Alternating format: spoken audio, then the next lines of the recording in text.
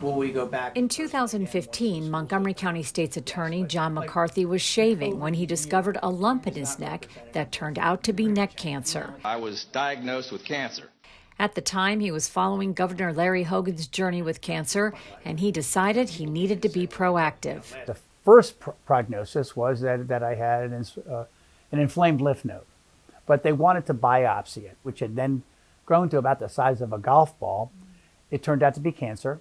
It had become necrotic, which meant it had died.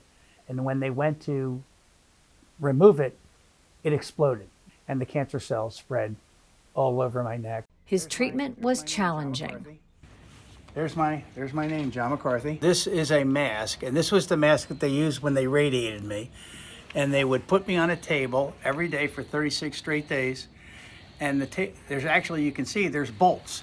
And I would be bolted, and this thing would be pressed against my face. And they would radiate on the side where they targeted where I had my cancer. He underwent 6 surgeries, chemotherapy, and 36 radiation treatments. His cancer treatments were at Johns Hopkins Kimmel Cancer Center and Sibley Hospital. All of my treatments were done by doctors and physicians, radiologists associated with Johns Hopkins. I have nothing but praise for all of them. One of the great gifts we have living here in the metropolitan area is the fact we've got fabulous medical facilities available to us. So if you're facing this challenge, you have really fabulous people that are available to you. But I would go in and they would radiate the area where the cancer had been to try to prevent it from coming back.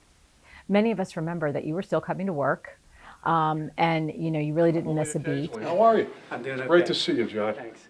Did you adopt an attitude of positivity from the start, because you really seemed to just kind of go with it and continue your life as if this was just something that was happening to you, not taking you down? Well, I appreciate that, because may I say, there were only a few trusted adults in my life that knew the full story of what I was going through. And I did continue to work. And we've talked about even before we began this interview, positive attitude, having a desire to get back to whatever was normal in your life. That was a driving force for me. And I was supported by a lot of people in doing that. So, and that was a very important thing to me. So I did come into work on a regular, I would come to work, go have the radiation, be bolted to the table and come back to work on any given day. Now, there were some days when sometimes the side effects, even though the radiation would take its toll, but the vast majority of the time I was here every day working. But in 2018, when the doctors thought he was battling pneumonia, they discovered cancer in his lungs. He revealed this to us when we spoke to him shortly after his surgery. In the fall, they thought I had pneumonia, and I was treated because they thought that I had pneumonia and it was resistant to medication. It turned out my cancer came back. I have stage 3 lung cancer.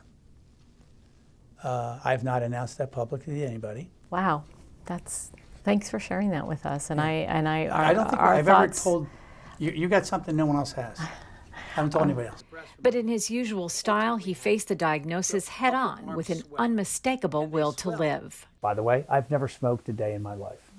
If you gave me a cigarette today, it would be the first cigarette I ever smoked. I'm not a smoker, and I never was. I went in to have lung surgery on my right lung. I thought I was losing a lobe. Went in there.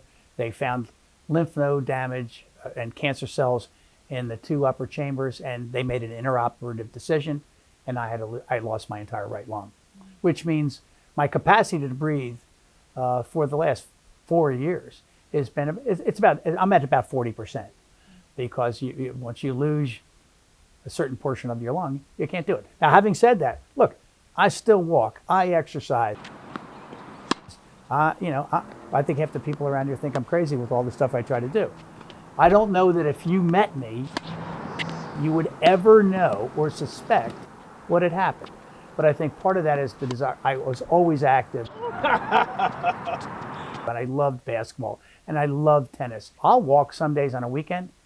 I'll walk 2 hours at a time. I'll get my phone out, I'll do my work, or I'll listen to music.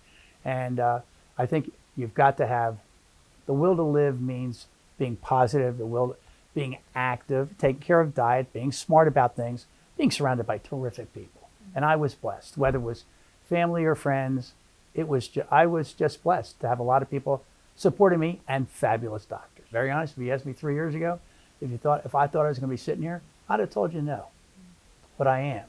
And I beat it. And I hope this is a positive message to people who are dealing with the challenge. And it's an emotional roller coaster. Just make sure that you advocate for yourself. Be your own medical advocate. And if you can't do it, find a trusted adult in your life that you can say, hey, can you help me with this?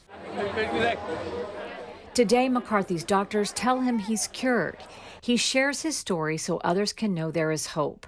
And he has a lot of people to thank for getting to where he is today. I also, there's other people I think we should thank. Look, including the late Andrew Lee, the young Montgomery County man who, while battling a rare form of kidney cancer, worked to educate others about his disease. But what Andrew did, and what so many people in this community have done, is they volunteered to be involved in these test studies at NIH or other different programs. I will tell you, people like Andrew Lee and the people that do these test studies that provide cures and avenues for people like me to be alive, these people are real heroes. During some of the tougher times during his illness, McCarthy would often watch a speech given by NC State basketball coach Jim Valvano. Cancer can take away all my physical abilities. It cannot touch my mind, it cannot touch my heart, and it cannot touch my soul. Valvano would die from cancer just 2 months after that speech. His words would be a source of strength for John McCarthy. He gave a very famous speech at the ESPY Awards, which I call the Never Give Up speech. And I watched that. Don't give up. Don't ever give up. And that's a great message. It's a great message. There are 3 things we all should do every day. And where he talks about every day it's important to You think should spend some time in thought. and to cry Is you should have your emotions moved to tears. and to laugh. You should laugh every day. And if you do those 3 things, That's a full day. you've had a great day. That's a heck of a day. It's a pretty good message. Pretty good message. I've had 6 cancer surgeries, 36 radiation treatments, and a full round of chemo. And I had cancer in 14, 15, 16, and 17. But I'm cured now. I have no regrets. I'm cured now. I am just so thankful that I am where I am, in a job that I love. Looking forward to continuing to do that, but I'm in a great place. I'm in a great place.